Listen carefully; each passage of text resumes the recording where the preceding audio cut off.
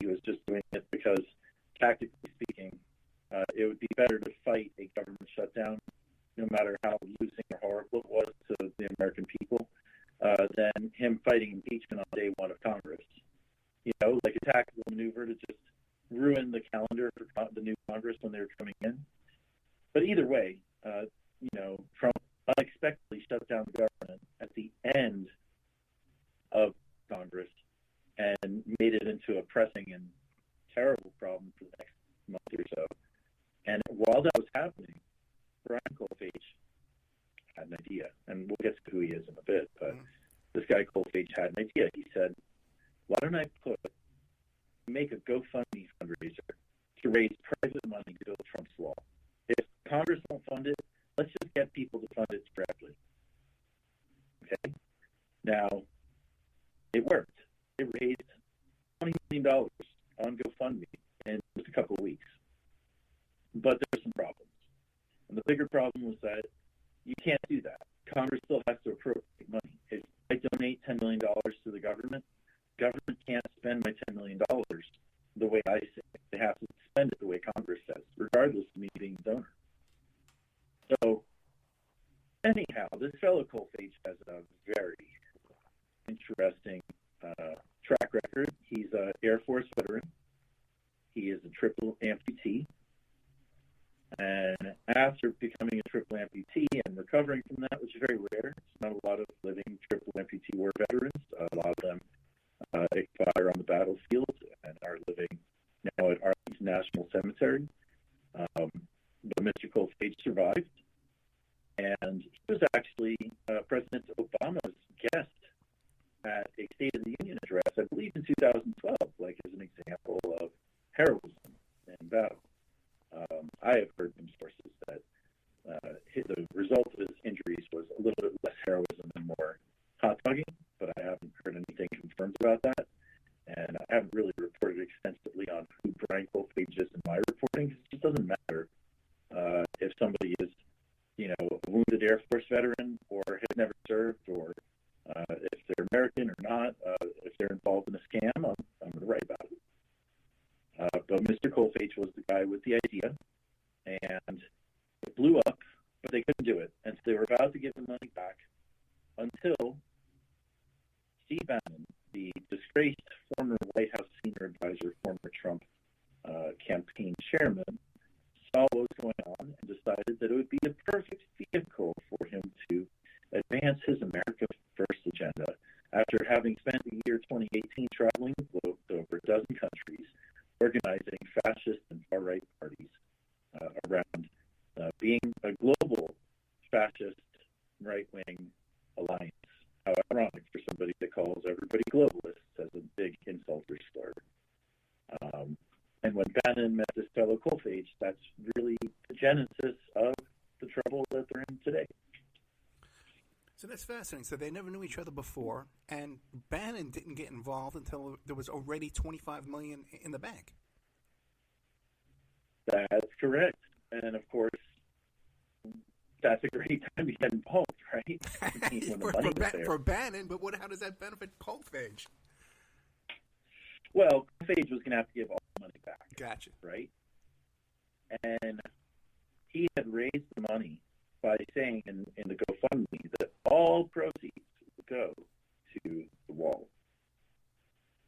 And so when they made the arrangements to create this 501c4 social welfare organization called We Build the Wall, which they incorporated in Florida as the Florida nonprofit, hence the Florida authority's jurisdiction over it. When they created it, they didn't have any way of, accepting the money another way. I mean, this was probably Bannon's idea from the beginning. Bannon was an investment banker at Goldman Sachs. Say anything you want about his politics, policy, his actions, but he's certainly very educated and worldly.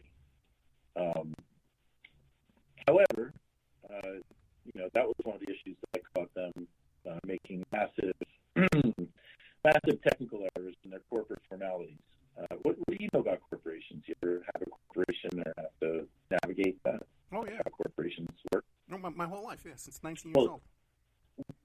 Well, then and probably a lot of your your listeners know. Corporations are created by those corporate formalities. If you don't follow those corporate formalities, then the corporation may not be functioning right, and that could create legal liabilities. And that's what happened there. They founded the We Built the Wall Corporation with only a single director, Brian Kolpage. Okay? Now, what I wrote in Raw Story in June of 2019 is that, number one, Florida law requires no less than 3 directors for a nonprofit. It's just not ambiguous. Okay? Like the law says, there shall never be fewer than 3 directors, something like that. And what that means is that without the 3 directors, you can't transact lawful business. You can't make the decisions you need as a board to do things, right? But there's a bigger issue that We Build the Wall had, which is that they organized themselves with only 1 director, and their articles of incorporation say that the only way to add more directors is as provided in the bylaws. So, there were no bylaws. Right, because you didn't have the 3 directors. Right. You couldn't adopt the bylaws. And if you can't adopt the bylaws, you don't have any bylaws. So it created a catch-22. I spoke to a Florida lawyer about this. I spoke to 3 lawyers as sources for my stories, but one lawyer told me, look, Grant, if this happened to me in my situation, I would just dissolve that company and make a new one. Yeah, making a new one would make a lot of sense, right? Because then you fix that little catch-22. Otherwise, everybody agreed that one path would be going to court, filing a declaration, asking for declaratory relief, and, asking a judge to declare that there's an amendment to the articles. And that amendment to the articles says that, the president or the founding president can add 2 more board members. And that would have been it. But they didn't believe me. Funny story. My reporting even said that having 1 director is a very big check on corruption because it keeps one person from having control over the bank account. Exactly, yeah. And lo and behold, $1 million was diverted right off the top while they were telling everybody that every dollar was going to their wall project. $1 million. That's what Donald Trump pardoned this week. Stealing $1 million. Tax-free. $3 million. Let me ask you a question, Grant. I know there's these fundraising companies out there, and they fundraise for charities and they even fundraise for political candidates, and they're allowed to keep 90% and just turn over, 10% to whatever activity they're fundraising for. Why couldn't they just set it up that way and keep all the money? Oh, from the sources I have, they had some of those people involved as well. Wow. Right? But they didn't have a lot of those. They had some of those high-rate fundraisers. They did a lot of direct fundraising. And Bannon was very involved in the direct fundraising for it. Very, very involved. I mean, they did, all these broadcasts.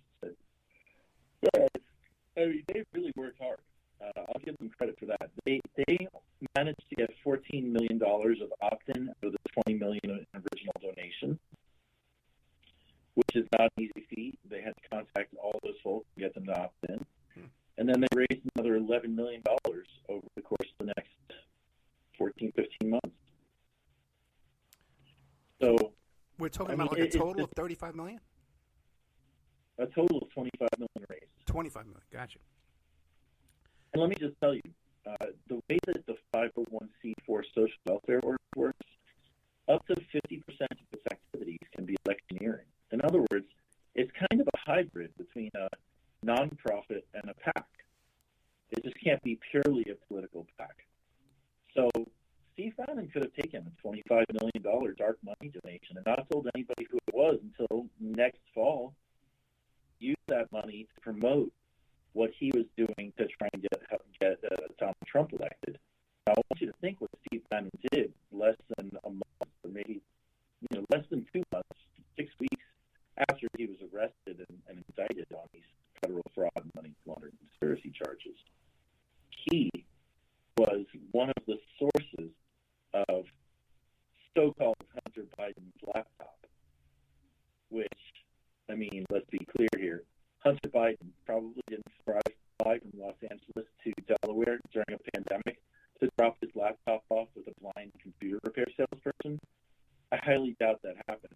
But that's the lie that Steve Bannon was pitching during the election. Imagine if he had $20 or $25 million to spread that. You know, it's funny you bring that up. Because I've been talking about that quite a bit lately, the whole Hunter Biden laptop story. Are you familiar with the whole chain of events with Hunter Biden going to live with Dr. Keith Abloh? No, I can't say that. It's a great story, man. I don't want to take up your time, though, but it's a great story. Basically, Hunter Biden went to live with Keith Abloh. Keith Abloh got a hold of Hunter Biden's laptop. He contacted Bo Dietl and Bradley Birkenfeld, that guy with the Swiss bank account guy, the whistleblower. And Keith Abloh wanted $2 million. But I got this from Birkenfeld's mouth on tape, you know, on my show live. Okay. Abloh wanted $2 million for Biden's laptop, right? They went. The negotiations fell apart. The next day, DEA raids Abloh's place and takes the laptop.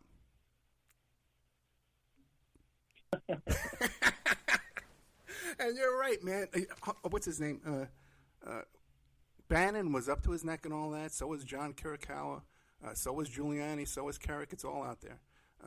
And Bannon, you're telling me that Bannon was out on bail on these other charges while all that was going on? That is correct. He was amazing. Out on bail.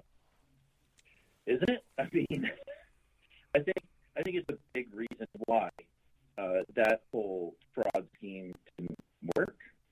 I mean, you know, members of the mainstream media were like, hey, the SDNY, the number one federal prosecutorial office in America, as far as, you know, highest profile cases, went ahead and filed this against the guy. I mean, there must be something there.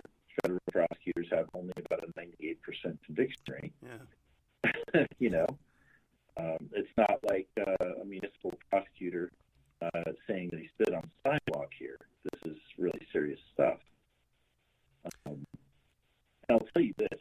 This is kind of one of the funny things about the whole case. And this is kind of like, let's say, you know, I've been thinking about it a lot more lately since reporting at the Byline Times that Bannon was under state investigation, which is something that I've been working on actually for the 5 months between him getting arrested and him getting pardoned. You know, getting the public records, getting the proof in writing that he is under, you know, he is involved in that criminal investigation, and you know, they could still file charges here in Florida. I would think that the New York State prosecutors, which would be the Manhattan DA, may consider filing charges as well. Who knows? You know, a lot of people said that it's a very short walk from SDNY to the Manhattan DA's office. Can only imagine.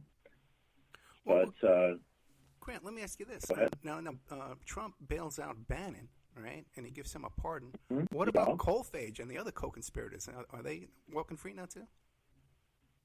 You know, that's a great question. I'm actually still reporting on this story and getting ready to publish another follow-up in the Byline Times sometime in the next few days.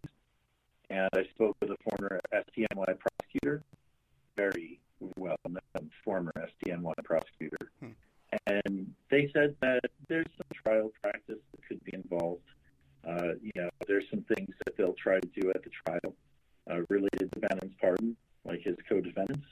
But overall, it doesn't affect them at all. They're still going to go to trial for all the same charges as Bannon. Bannon could still invoke his Fifth Amendment right to try and shield himself from self-incriminating testimony, you know, for something that could give him a state problem. And I haven't even gotten to the point. I'm still talking with these lawyers. Like literally, it's just like, you know, right before he spoke. But I'm speaking with these folks to ask them: does the pardon effectively make him criminal to the point where it may be easier to prosecute him on the state charges because accepting the pardon it forms an admission of guilt on the original charges? I haven't even gotten to ask the lawyers that. And that's a big open question. But to answer your question succinctly, his co-conspirators are